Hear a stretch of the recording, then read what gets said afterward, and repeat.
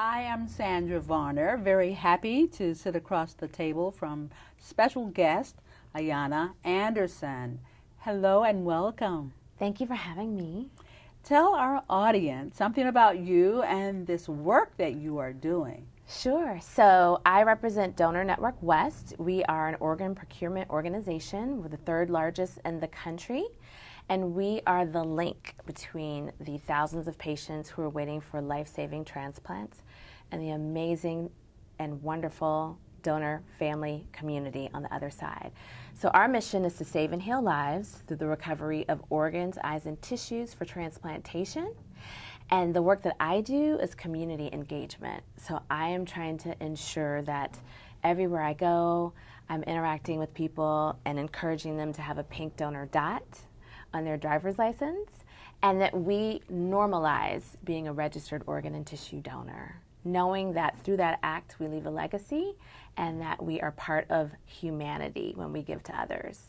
I think that's a great phrase. You normalize the conversation about transplantation because it can be ominous for some. It can be just a huge, big vacuum that no one understands.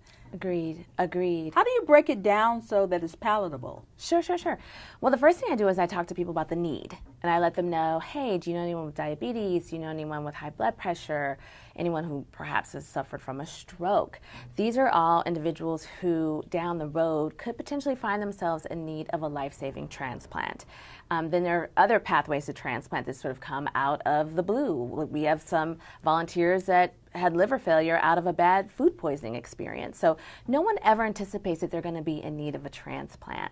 But yet we know that there are thousands and thousands in need. And then everyone goes to the DMV. The question is asked, do you want to be a registered organ and tissue donor? A lot of times people are moving fast and they say, oh, I don't have time, or I didn't think about it, I just want to get in and out the DMV. But that is really our opportunity to let people know right then and there you can check yes to save and heal lives. The other important educational opportunity, I think, for us is to let people know that the only way you can be an organ donor is if you are in a hospital setting. So a lot of people do have that fear, as you mentioned, because they feel like, I've heard that if they check the box, they're concerned that they're going to hasten death, and that somehow if they have a designation that they want to be a donor, that they will not receive adequate medical care to save their lives.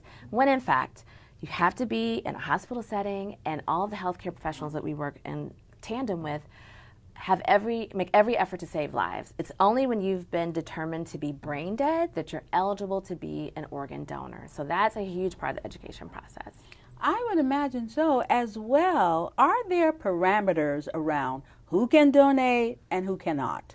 Well, we tell everyone, if you have that desire to save and heal others, you should register. We always tell people, don't rule yourself out. And we do hear in the community people, giving us commentary about having had this issue, or maybe in college they drank a little more than they should have. We always tell everybody, don't rule yourself out. If you have that intention, sign up. And should that scenario happen where you're in a hospital, our medical counterparts will determine if you're a suitable donor. Sure.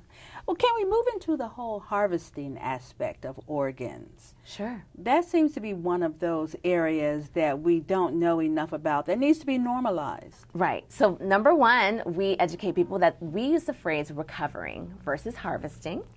So when we think about recovery, we have 5 transplant centers here in the Bay Area.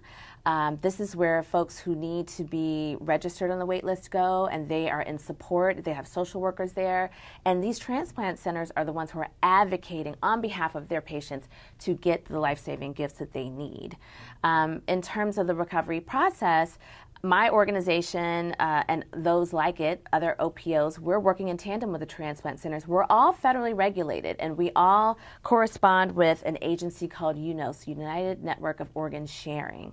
And they really monitor us almost like an FDA monitors other agencies. Good example. They regulate to ensure that this process is as equitable as it can be. One organ donor can save up to 8 lives, and they can heal up to 75 lives through tissue. So donations on the organ side, 8.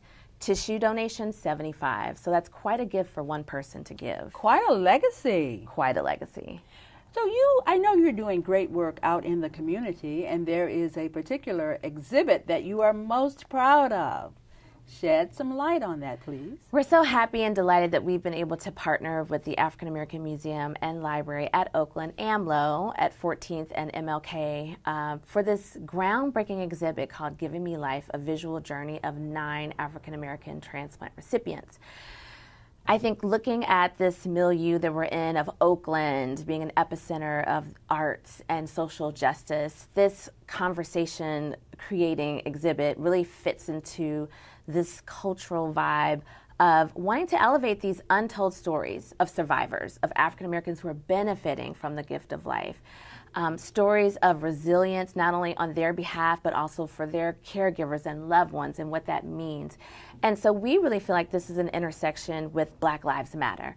And the medium that we used is photography. I'm a big fan of Gordon Parks and the legacy of social documentary photography. So we were able to link up with a very talented photographer, Katie Sugarman, who happens to be the daughter of a heart transplant recipient. So this is an issue that's near and dear to her heart. She spent lots and lots of times with our featured recipients, getting to know them, getting to know their families, and just capturing them. And so the exhibit features the dual perspective of a more somber expression, a somber portrait to really underscore the journey that they've gone through. In some cases, people waited 5+ years for a kidney transplant on dialysis, what that looks like. Folks like Camellia, who you'll meet, not knowing if she could walk again. And then you have this other portrait that shows them living their fullest lives and just the vitality of what this gift means for them. And along with that, we have some other interactive elements that kind of underscore the facts about African Americans transplantation. We have a place for people to give their own testimonials as to why they've signed up to be donors. So it's very interactive and immersive and fantastic, and we really encourage people to go out. So if you care about your life, others' lives, and Black lives that matter, they must get to see this exhibit. Absolutely, absolutely. And we also include important community voices, like those who haven't gotten the gift as yet. We have a gentleman who's waiting for transplant, and the average wait for him needing a kidney could be 7 to 9 years. So you hear a plea from him, and you kind of hear what he's going through and how he stays encouraged as he waits for his gift and his phone call. We have a great message from Supervisor Keith Carson, who talks about Alameda County, talks about the great need in the backyard for African Americans and other communities of color, we're all disproportionately represented on the transplant waiting list. And in California, we've got 22,000 people who are waiting. Then we have a perspective of an African American mom who 15+ years ago lost her son to a violent act. And at that time, she was invited to consider making her son a donor. She was so filled with pain at the time, she said no. Her son was incredibly healthy, and he would have saved many, many lives. And fast forward 15 years later, she's had a change of heart, and she speaks to that and says, in hindsight, my son's legacy would have been here. I would have been able to experience my son, listen to his heartbeat and others, and this was a mistake that I made, and I want people to know that they should consider this, especially if a loved one is lost in a violent act. So some very interesting narratives really do bubble up in this exhibit. Oh, completely. It touches my heart. And the enthusiasm that you have about the exhibit, I mean, I want to tell everybody to run out and see it. I hope they will. And we want people not only to come and support, but also to have the conversation, because really our call to action is dual. We want you to register, and we want you to talk to your family and your loved ones so that everyone has a transparent sense of what your end-of-life wishes are. We will take a break, and when we come back, Ayana will be in conversation with Camellia Hudson Franklin, and she will share her success story, and the two of you will be in dialogue right here on Talk to SV with Sandra Varner. I'm Ayana Anderson with Donor Network West, and I am so delighted to be able to sit in conversation with one of our featured recipients in our Giving Me Life, a visual journey of African American transplant recipients exhibition, Ms. Camellia Hudson Franklin. Camellia, good to be here with you. Thank you. Good to be here also. If you wouldn't mind just walking us through your transplantation journey, your connection to the gift of life as a recipient. All right. As a recipient, I received a tissue, donor tissue, which was an ACL, anterior cruciate ligament. And that was the result of an accident where my own ligament was torn and needed to be replaced. And without the new ligament, I would not be able to walk. Right. And with the tissue transplant, it restored my life, my physical life, social, mental, everything. Sure. And I was a professional athlete in the ice capades prior to, and I danced and skated on the Donnie and Marie show, and all my life has been really physical. So Right. to have that restored, my mobility restored, was life changing and huge gift giving. Absolutely. Yeah. And I've heard you also talk about the timing of this, and you mentioned that at the time you were a single mom with 3 young children, and just the need for you to be mobile, getting the babies Right. to and from. And so when you were sidelined, what that looked like in terms of the impact was quite dramatic. Very. I was in a wheelchair. So What was important for you in terms of having your story be reflected? well, I As a immediately tissue said to recipient. my sister, I said, you know, this is bigger than me. This is about transplantation for tissue and organs, and how people are given a chance to live again, full lives. For example, my brother, Clifford, was he was the donor to 5 people. He sustained a gunshot wound, and our family was in turmoil because of it. I mean, Of course. We were just shocked, as any family would be. And during those emergency hours, the 24 hours that he was brain dead, and you know, we're wondering what we're going to do, and we, meaning 5 children, his wife, His children.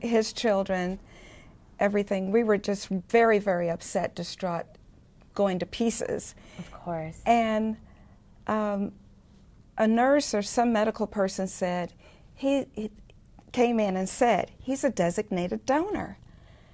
And we all went, like, so what does that mean? and they said he could be able to provide organs to people that need them. Right. And we thought, okay. And this was what he wanted. It's what he wanted. He had put that on his driver's license, and we didn't know it. He had never told us anything about it. Right. But it was such a blessing. It was such a blessing in that those difficult days after, and you know, the grieving in the morning, knowing that he was living on Right. in other people gave us new life. Absolutely. And that was several years ago. To this day, as we all do, you know, you want to call and talk to him, or, you know, say something, you think about him. And every time I do, I don't get sad. I smile and think of how I breathe him in, and when I exhale, out comes the love and the gift of life that he is breathing and living in other people. Right. With kidneys, lungs, heart, you know, and other things that he donated. So for you, part of your ministry and your health and wellness journey, I know, is to continue to dance and to move. So tell us about how you manifest your performing affinity still with this gift. Tell me how you are able to just maximize this gift of tissue. Oh, well, I can keep up with my children who are grown now, and I'm not limited in any way. If I want to, you know, ski or swim laps or hike through a national park, I can do it. Right. You know, my legs are strong. Actually, the leg that got the ACL is stronger than the one that didn't. So I'm me. I can be all that makes me me.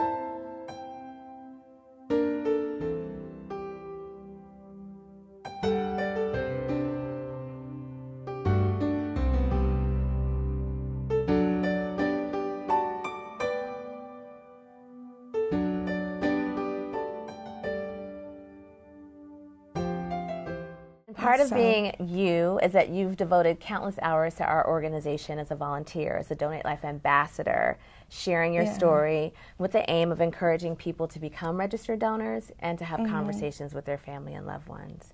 So we're truly grateful to you for all that work that you've done for us and for being a part of this exhibit.